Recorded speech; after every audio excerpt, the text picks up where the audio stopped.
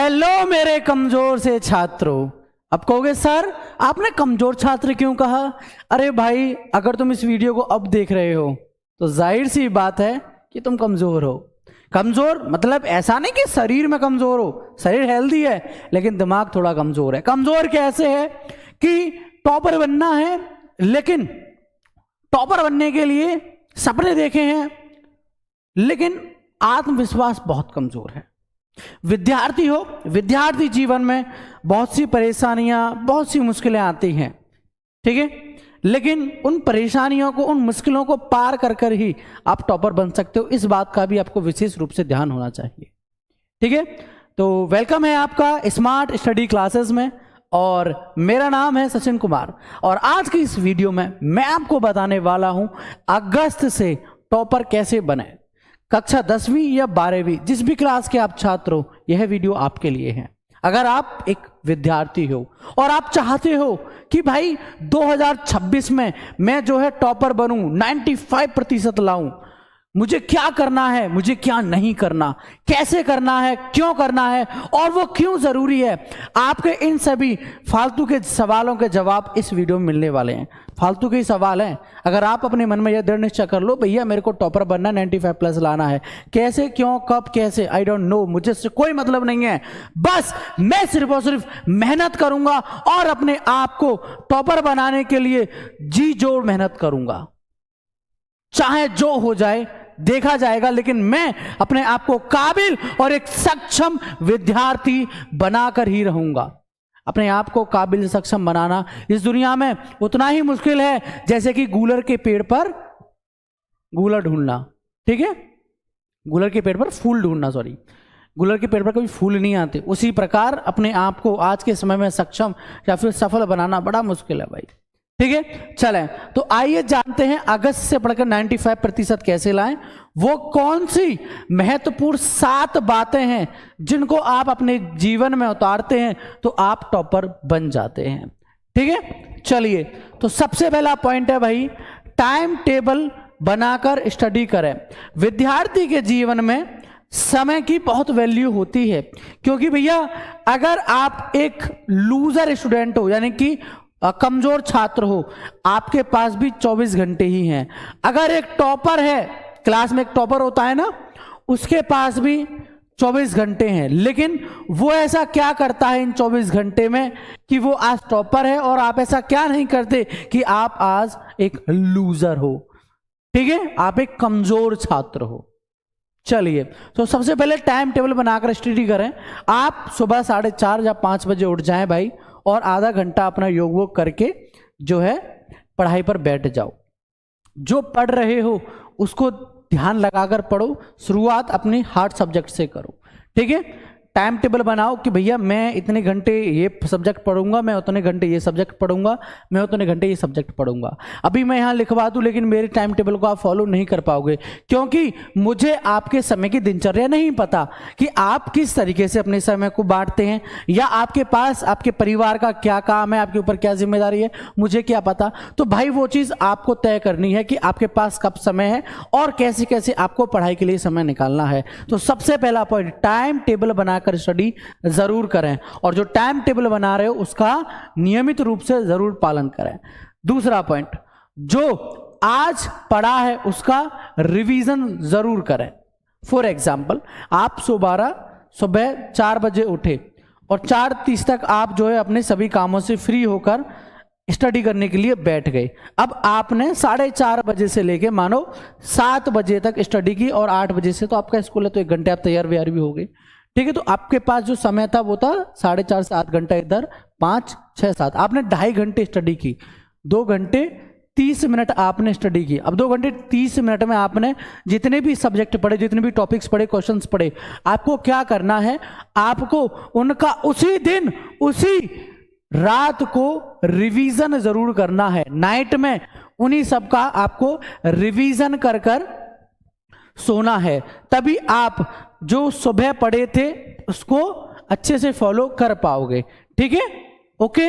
अब कैसे करना है वो आगे अगले पॉइंट में पता चलेगा आपको। अगला पॉइंट क्या है, पढ़ते समय नोट्स जरूर बनाएं। मैंने कहा था ना कि अब आपको अगले पॉइंट में पता चलेगा कि भैया आपको रिवीजन कैसे करना है। आपने सपोज दैट सुबह 2 घंटे 30 मिनट स्टडी की थी, 2.5 घंटे। आपने जो 2.5 घंटे में पढ़ा था, आपने सिर्फ ऐसा नहीं किया कि एक मोटी सी किताब ली और उस किताब में आप ऐसे पढ़ते रहे, उंगली रखकर ऐसे स्टडी करते रहे। आपने ऐसा तो नहीं किया होगा। आपने जो स्टडी की होगी सुबह में, आपने वो कैसे की होगी? लिखकर स्टडी की। इसका मतलब आपने नोट्स बनाए। अब नोट्स बनाए तो जाहिर सी बात है, जितना समय आपने 2 घंटा 30 मिनट सुबह लिख कर नोट्स बनाकर तैयारी की थी, रात में तो उतना नहीं लगेगा। रात में लगेगा आपको मात्र 1 घंटा। तो आपको सुबह के 2.5 घंटे का जो आपने पढ़ लिख कर तैयार किया था, उसको आपको सिर्फ रात को एक बार पढ़ना है, मात्र 1 घंटे में आप उसका अच्छे से रिवीजन, प्रॉपर रिवीजन करना। ऐसा नहीं है ऐसा स्टार्ट कर दिया, मन में ऐसा कर दिया ना, मैंने पढ़ाई किया, मुझे पता है, मैं भी ऐसे ही करता था, ठीक है। फिर मैंने अपने इस आदत को बदला, ठीक है। मैंने इसमें चेंजेस लाए, मैंने ध्यान दिया, मैंने रिवीजन करने का बेस्ट तरीका सीखा कि आखिरकार रिवीजन कैसे करते हैं। इसके ऊपर जल्दी एक और वीडियो आएगा, फिक्र मत करो। आपको कमेंट बॉक्स में ये कमेंट करना है कि सर रिवीजन कैसे करें, इसके ऊपर वीडियो लाओ। सर रिवीजन कैसे करें, इसके ऊपर वीडियो लाओ। क्योंकि देखो, पढ़ हर कोई लेता है, लिख हर कोई लेता है, लेकिन रिवीजन करने का बेस्ट तरीका क्या होता है, रिवीजन कैसे करते हैं, ये शायद ही किसी बच्चे को पता है। तो भाई इस वीडियो के कमेंट बॉक्स में जितने ज़्यादा कमेंट होंगे, मैं उतने ही जल्दी ये वीडियो ले आऊँगा, ठीक है। नोट्स जरूर बनाने हैं। क्यों बनाने हैं, समझ में आ गया ना। रात को रिवीजन करने में बड़ी आसानी होती है। एक ही पॉइंट से, मात्र एक ही पॉइंट से बाकी के 6 पॉइंट जुड़े हुए हैं, इस बात को याद रखना। इंपॉर्टेंट टॉपिक्स को हाईलाइट करें, कहा था ना, एक ही पॉइंट से। अब आपने नोट्स बनाए, आपने 2.5 घंटे क्या क्या पढ़ा, जो इंपॉर्टेंट है वो भी पढ़ा, जो इंपॉर्टेंट नहीं था वो भी पढ़ा। अब आपको क्या करना है कि आपके सर ने या आपके मैम ने आपको बता दिया होगा कि बेटा ये टॉपिक ज़्यादा इंपॉर्टेंट है, तो आपको क्या करना है, उस टॉपिक को हाईलाइट कर लेना है, यानी कि हल्के कलर से, स्क्रैच वाले से ऐसे ऐसे उसको कर लेना। ऐसा क्यों कर लेना, जिससे कि आपका फोकस उस पर जाए, ठीक है। क्योंकि कहते हैं ना कि चांद पूरा गोल है और सफ़ेद है, वो सबको अच्छा लगेगा, लेकिन उस पर एक छोटा सा बादल का टुकड़ा आ जाए या एक धब्बा आ जाए, वो सबको ज्यादा दिखेगा। गोल चांद सफेद सबको दिखेगा, लेकिन जो उस पर धब्बा होगा ना, वो सबको ज्यादा दिखेगा।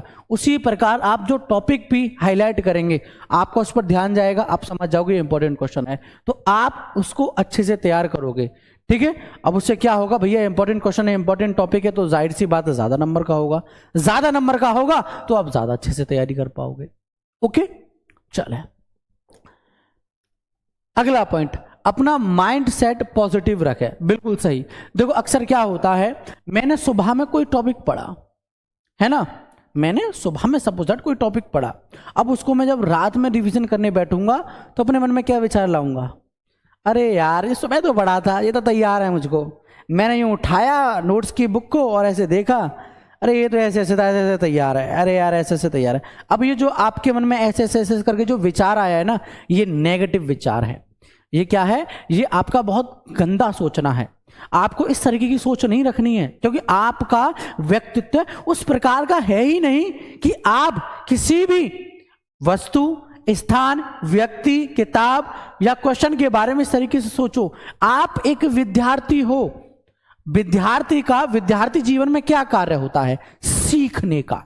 क्या काम होता है, सीखने का। जैसे कि एक शिक्षक का काम क्या होता है, अपने बच्चों को सिखाना और उनको आगे बढ़ाना। वैसे ही विद्यार्थी का काम होता है कि नई नई चीजों के बारे में, चाहे वो वस्तु हो, स्थान हो या फिर किताब हो, सवाल हो, उसको अच्छे से सीखना, उसके जवाब को ढूंढना और उस पर निरंतर आगे बढ़ते रहना। तो भाई आप सीखने पर ध्यान दो ना। तो आप पॉजिटिव माइंड सेट के साथ स्टडी करें कि बेशक मैंने सुबह पढ़ा था, लेकिन मैं इसको अभी भी पढ़ूंगा। अगला पॉइंट, सोशल मीडिया से दूर रहें। सबसे अच्छा और सबसे इंपॉर्टेंट पॉइंट है ये, सोशल मीडिया से दूर रहें।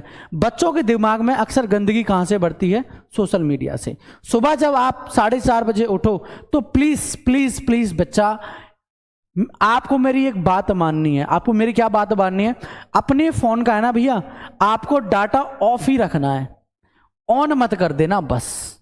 अगर आपने अपने फोन का डाटा ऑन किया तो टूई टूई टूई टूई करके भाई साहब जो नोटिफिकेशन आपके पास आएंगे ना वो आपको आगे स्टडी करने नहीं देंगे। मैं इतना आपको बता देता हूं। तो भाई नोटिफिकेशन ऑफ ही रखना, पढ़ाई पर ध्यान देना, ठीक है। सोशल मीडिया कितना गंदा है, खास करके इंस्टाग्राम और ये फेसबुक इतनी गंद भरी पड़ी है ना, बस। तो सोशल मीडिया से दूर रहो, ये आपको पागल बना देंगी, आपको अपने लक्ष्य से भटका देंगी। लास्ट पॉइंट और 7वां पॉइंट, गर्लफ्रेंड बॉयफ्रेंड के चक्कर से बचें।